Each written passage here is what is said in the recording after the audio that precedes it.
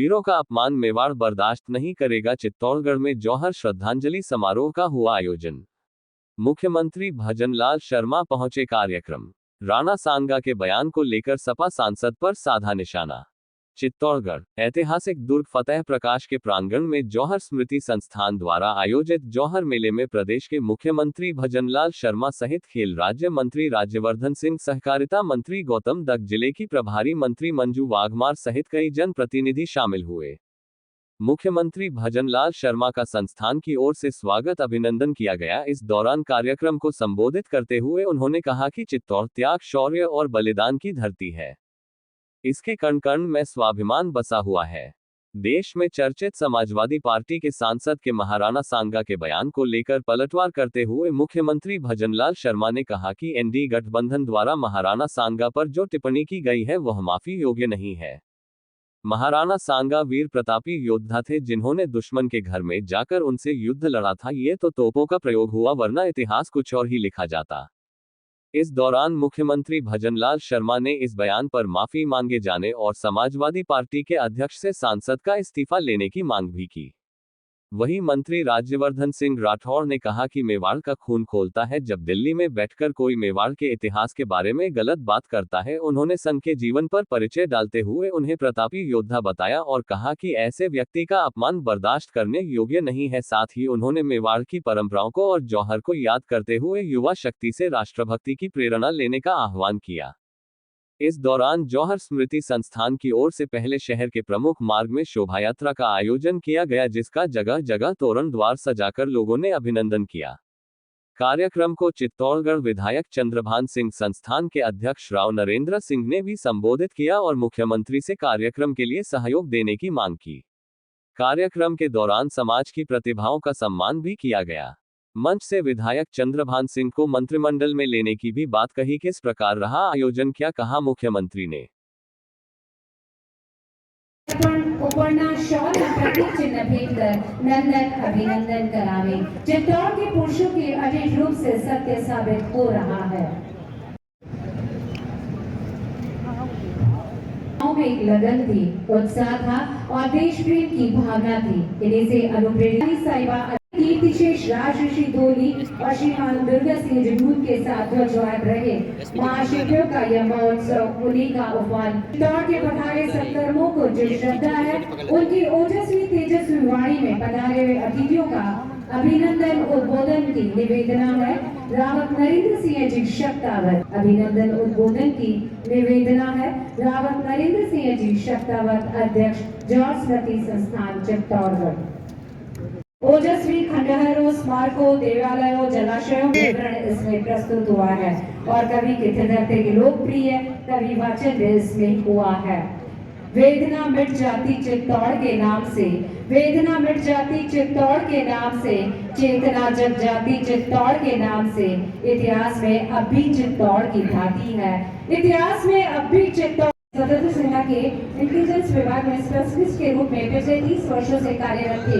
आपके काल द्वारा भारत पर सेवाएं प्रदान की। भारत सरकार ने श्री भाटी को बचाने के लिए सभी प्रयास किए। उन्हें एक द्वारा दिल्ली के बालाजी नवंबर 1923 को आपने महोदय को हस्त पेंटिंग भेंट करावे। जौहर पेंटिंग विधायक महोदय द्वारा माननीय मुख्य अतिथि मुख्यमंत्री को हस्त पेंटिंग जौहर की पेंटिंग भेंट करते हुए जौहर स्मृति संस्थान के जौहर के इस कार्यक्रम में पधारे राजस्थान के यशस्वी मुख्यमंत्री माननीय भजनलाल जी शर्मा साहब, हमारे मंत्री गौतम जी दत्त साहब, मंत्री मंजू जी वाघमार जी, साथियों, पत्रकार बंधु और बड़े छोटे भाई और बहन, मैं सबसे पहले तो मुख्यमंत्री जी को धन्यवाद देना चाहता हूं कि छोटे से आग्रह पर, हमारे आग्रह पर आप यहाँ पधारे। इसलिए मैं तहे दिल से यहाँ का जनप्रतिनिधि होने के नाते आपका तहे दिल से स्वागत करता हूँ, क्योंकि आपका व्यस्तम कार्यक्रम था, आपका दिल्ली से डायरेक्ट यहाँ पधारना हुआ है। इसलिए मैं आप लोगों का आपका तहे दिल से स्वागत करता हूँ। आपने हम लोगों को बजट में खूब दिया है, पर यहाँ की काफी और भी मांगे हैं। ये मांग करने का जगह नहीं है, पर यहाँ सबसे बड़े किले की या पीछे वाला सूरजपुर वाला गेट खुल जाए तो हम लोगों के लिए किला एशिया का नंबर 1 किला है और हम सब लोगों के लिए अच्छी हो जाएगी। माननीय कलेक्टर साहब ने हमारे मंत्री जी गजेंद्र सिंह जी बनाए थे, यहाँ सर्वे भी करवाई और यहाँ काफी कुछ देखा है।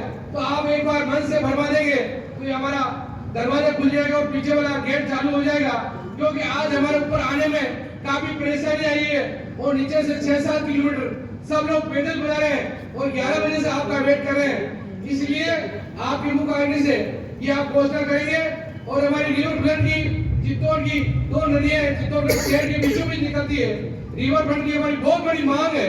इस रिवर फ्रंट को भी आप हमारी मांग मानेंगे, क्योंकि आपने कहा चंद्रबाबू मैं अगले बजट में दूंगा, इसलिए आज आप मुखराग्नि से अगर आप घोषणा हो जाएगी तो बहुत बड़ी मांग होगी। और जोर समृद्धि संस्थान के लिए यहाँ हर जोर मेले के लिए 5 लाख रुपए मिलते हैं, तो वो भी हमारे यहाँ 10 लाख रुपए हो जाए इस मेले के लिए और खिलाड़ियों के लिए भी 3 लाख की ऐसे मिलता है, वो पैसा भी हमारा डबल हो जाए, वो घोषणा आप लोगों से यहाँ हो। और जितने भी यहाँ जनप्रतिनिधि बुला रहे हैं उन जनप्रतिनिधि को मैं दिल से स्वागत करता हूँ। काफी श्रद्धांजलि समारोह में मेरे को आमंत्रित किया है, निश्चित रूप से संस्थान का आभार व्यक्त भी करता हूं जिन्होंने इस पवित्र कार्यक्रम में हिस्सा लेने के लिए मुझे अवसर दिया। यह समारोह उन वीर वीरांगना को श्रद्धांजलि अर्पित करने का एक पावन अवसर है जिन्होंने अपने प्राणों की आहुति देकर राष्ट्र धर्म और आत्म सम्मान की रक्षा की। मैं गर्व और विनम्रता के साथ इस मंच से उन अमर बलिदानियों को नमन करता हूं जिनकी वीरता, त्याग और की गाथाएं आज भी रगों में जोश भरती हैं और हमारे हृदय में देशभक्ति की ज्वाला प्रज्वलित करती है। मैं आज के दिन स्वर्गीय महेंद्र सिंह जी मेवाड़, स्वर्गीय अरविंद सिंह मेवाड़ जी को भी भावभीनी श्रद्धांजलि अर्पित करता हूं। इन दोनों का जाना हमारे लिए अपूर्ण क्षति है। मित्रों, निश्चित रूप से मुझे प्रसन्नता है आज मैं इस दुनिया के सर्वोत्तम किला जो अपने आप में स्वाभिमान के लिए देश नहीं दुनिया में जाना जाता है, मैं आज इस किले पे खड़ा हूं। निश्चित रूप से मैं नमन करता हूं, अभिनंदन करता हूं और इसको प्रणाम करता हूं उन सभी को जिन्होंने अपनी महत्वपूर्ण भूमिका निभाई है। चित्तौड़गढ़ का कोई ये साधारण स्थान नहीं है, ये शक्ति और भक्ति, त्याग और तपस्या की तपोभूमि है। ये वो धरती है जहाँ कर में वीरता की गाथाएं समाई हुई है, पत्थर पत्थर में इतिहास बसता है और कंकर कंकर में बलिदान की प्रचंड आग धधकती है। यहाँ की मिट्टी को उन वीर योद्धा और वीरांगनाओं ने अपने रक्त से सींचा है जिन्होंने स्वतंत्रता, धर्म और आत्मसम्मान के लिए अपना सर्वस्व न्यौछावर कर दिया है। यह वो पवित्र भूमि है जहाँ क्षत्रिय वीर मर मिटने को अपना सौभाग्य मानते हैं। वीरांगना अपने सम्मान की रक्षा के लिए धड़कती ज्वालाओं में कूद पड़ी, बिना एक पल हिचकिचाए। चित्तौड़ का यह दुर्ग राष्ट्रीय अस्मिता, सनातन संस्कृति का प्रतीक है। यहाँ का दर्शन करना किसी तीर्थ यात्रा से कम नहीं है। जैसा कि कवि श्याम नारायण पांडे जी ने लिखा है, मुझे न जाना गंगा सागर, मुझे न रामेश्वर काशी, तीर्थराज चित्तौड़ देखने को मेरी आंखें प्यासी। ये जो कहावत उठाते हैं लेकिन वे भूल जाते हैं कि सूर्य को कलंकित नहीं किया जा सकता। यह चित्तौड़ दुर्ग वो है, यहाँ की मेवाड़ की जो प्रतिष्ठा है, मेवाड़ का जो एक प्रतिभावान यहाँ की जो इतिहास है उसको कोई नहीं मिटा सकता है। महान योद्धा मेवाड़ शिरोमणि राणा सांगा पर जिस तरह से एनडी गठबंधन ने जिस तरह का एक टिप्पणी की है, निश्चित रूप से वो आपत्तिजनक है और माफी के लायक भी नहीं है। राणा सांगा एक ऐसे योद्धा थे जिन्होंने अपनी मातृभूमि और सनातन धर्म की रक्षा के लिए अपने प्राणों की आहुति दी थी। उनके शरीर पर 80 घाव थे, फिर भी उनके मन में कभी व्यथा नहीं आई। और सबसे बड़ी बात यह थी कि उन्होंने वो युद्ध किया था और वो युद्ध वहां किया था, दुश्मन की मांग पर किया था, उनके घर में घुस करके किया था, क्योंकि वहां से आगरा और फतेहपुर सीकरी में जब उनकी सल्तनत थी, उन्होंने पानीपत के युद्ध में उनको धूल चटाई थी और पहली बार धोखे से तोपों का उपयोग किया गया था। महाराणा सांगा ने जिस तरह की वीरता के साथ इस मां भारती के लिए काम किया, आज दुनिया में कोई नहीं कह सकता। ऐसे उनके मन की कभी व्यथा नहीं आई। राणा सांगा तो वो वीर योद्धा थे, उपयोग उस युद्ध में किया गया था। मैं कहना चाहता हूं, राणा सांगा का जीवन स्वतंत्रता, साहस और बलिदान का प्रतीक है। उन्होंने न केवल मेवाड़ की रक्षा की, बल्कि समस्त भारतवर्ष की सांस्कृतिक और धार्मिक पहचान को बचाने में अपनी महत्वपूर्ण भूमिका निभाई थी। उनके बलिदान ने हमें यह सिखाया कि सच्चा योद्धा वही है जो अपने धर्म, अपनी मिट्टी और अपनी जनता के लिए सब कुछ न्यौछावर कर दे। यह बयान न केवल राणा सांगा का अपमान, बल्कि उन सभी योद्धाओं का अपमान है जिन्होंने सनातन धर्म और इस धरती की रक्षा के लिए अपने आप को प्राणों की आहुति दी है। मैं ऐसे नेता से पूछना चाहता हूं, क्योंकि मैं नाम लेना भी उचित नहीं समझता, ऐसे नेता का जिन्होंने टिप्पणी की है, ऐसे नेताओं से मैं पूछना चाहता हूं, क्या कभी आपने राणा सांगा के बलिदान को समझने की कोशिश की है? क्या इस मेवाड़ का इतिहास कभी आपने पढ़ा है कि मेवाड़ का इतिहास कैसा है? क्या आपने कभी सोचा कि उनके जैसे योद्धाओं की वजह से ही आज हम अपनी संस्कृति और धर्म को जीवित रख पाए हैं? मैं सपा के प्रमुख से मांग करता हूं कि वे इस बयान को तुरंत संज्ञान लें और अपने सांसद के खिलाफ सख्त कार्रवाई करें, पूरे देश से माफी मांगे। मैं सपा वालों को बताना चाहता हूं कि एक लिंगी की भूमि है जहां के राणा स्वयं को महाराज न मानकर भगवान एक लिंग को दीवान मानते थे और 36 को उनको साथ लेकर चलते थे। मेवाड़ के राज्य चिन्ह में आदिवासी प्रतिनिधि का चित्र सामाजिक समरसता की अनूठी मिसाल है। महाराणा प्रताप ने तो भी देश के लिए योगदान दे रही है। यहाँ स्थित सैनिक स्कूल के छात्र तीनों सेनाओं में अपनी सेवाएं दे रहे हैं और यहाँ चित्तौड़ दुर्ग से और इस चित्तौड़ की मेवाड़ की धरती से वो सैनिक जो जिस तरह से सम्मान का भाव लेकर के जाता है, वो दुनिया में लोहा लेकर के हमारे देश को गर्व के ऊपर उसके ऊपर गर्व होता है कि वो जिस तरह का गर्व करता है। हमारी सरकार चित्तौड़ के ऐतिहासिक वैभव को संरक्षित करने और जिले के विकास का काम कर रही है। प्रदेश की ऐतिहासिक विरासत की झांकी दिखाने वाले चित्तौड़गढ़ के म्यूजियम का उन्नयन किया जा रहा है। महाराणा प्रताप टूरिस्ट सर्किट को धरातल पर उतारा जा रहा है। सीता माता अभ्यारण्य, ऋषभदेव, गोमतेश्वर मंदिर, मातृकुंडा आदि को सम्मिलित करते हुए 100 करोड़ रुपए व्यय कर ट्राइबल टूरिस्ट सर्किट विकसित करने का कार्रवाई की जा रही है। चित्तौड़ में संचालित लाइट एंड साउंड शो का उन्नयन किया जा रहा है। सदरंग मोरी चित्तौड़गढ़ में रोपवे सुविधा उपलब्ध कराने के लिए डीपीआर बनाकर कार्य हाथ में लिया जा रहा है।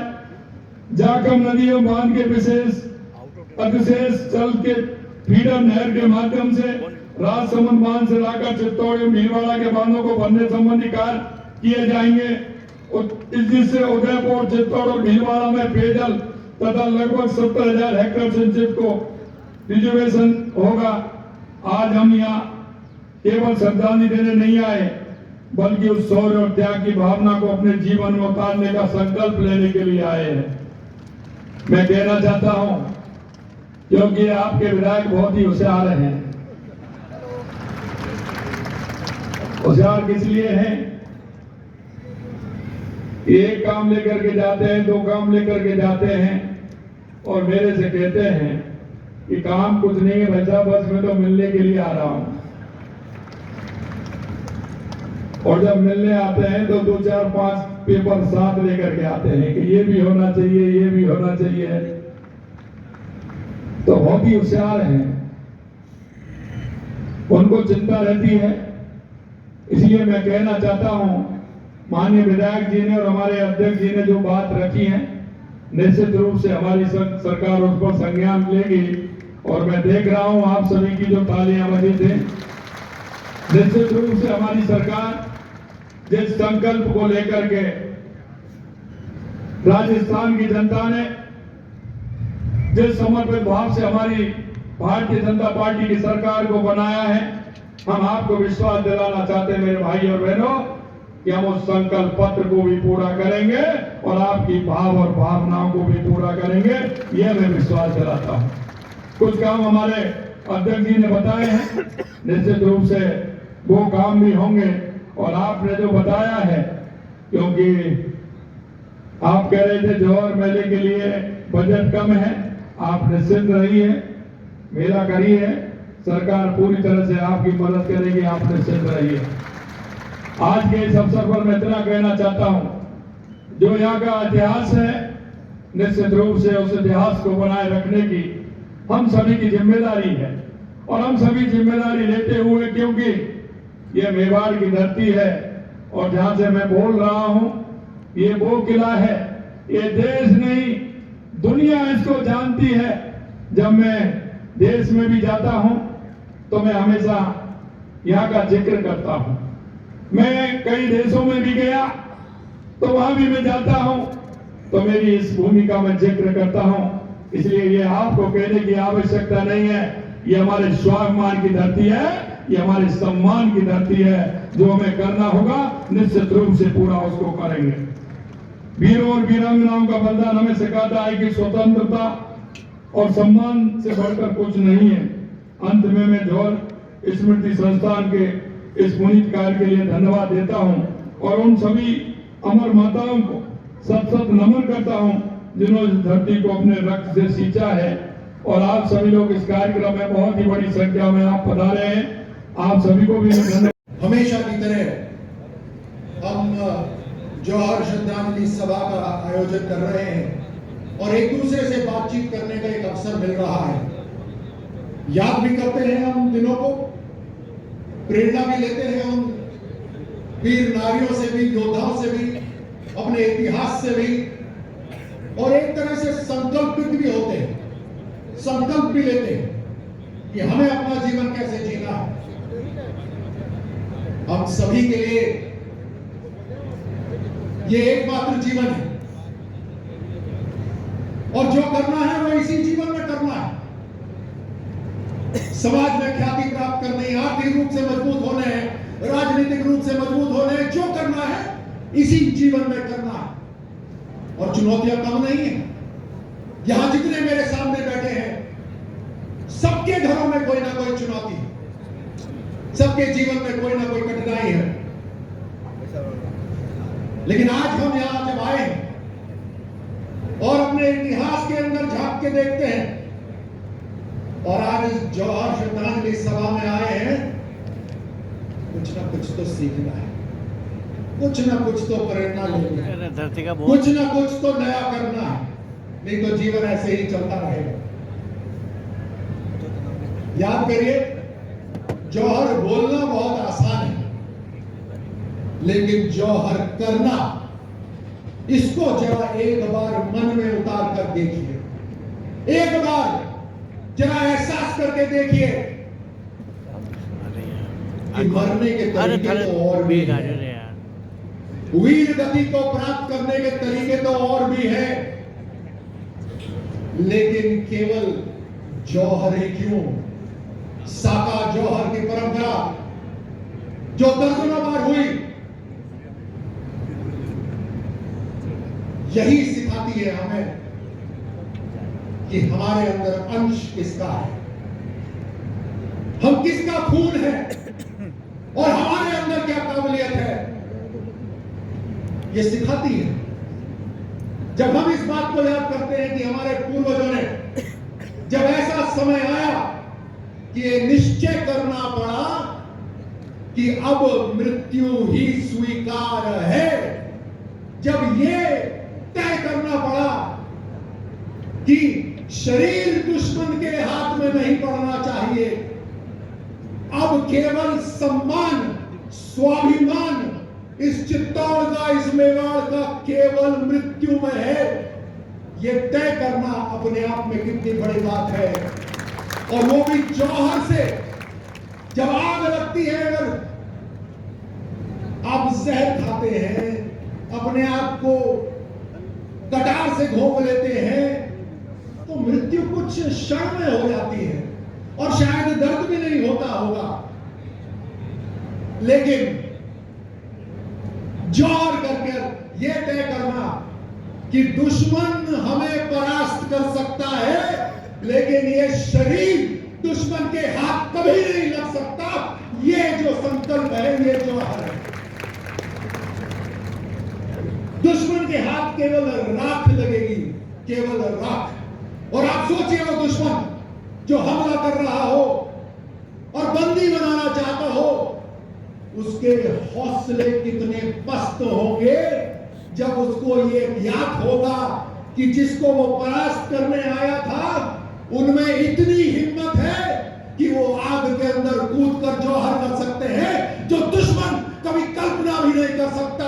वो ये आपकी जो ऑपोजिशन है, जो जिसकी खिलाफत वो कर रहे हैं, उनके करने की हिम्मत है, ये ताकत है। और उस समय एक ऐसा समय था जब शरीर के साथ बहुत कुछ हो सकता था। मैं ज्यादा नहीं कहता, ये आपके सोचने समझने की बात है। अगर मेवाड़ आज मेवाड़ है तो उसके अंदर वीर योद्धाओं का और वीरांगनाओं का ये जौहर शामिल है, साका शामिल है। हम इसलिए ये जौहर श्रद्धांजलि सभा उस वीरता को याद करने के लिए है कि जमीन ले सकते हो, परास्त कर सकते हो, लेकिन किसी भी हालत में हमारा शरीर आपके हाथ में नहीं लग सकता।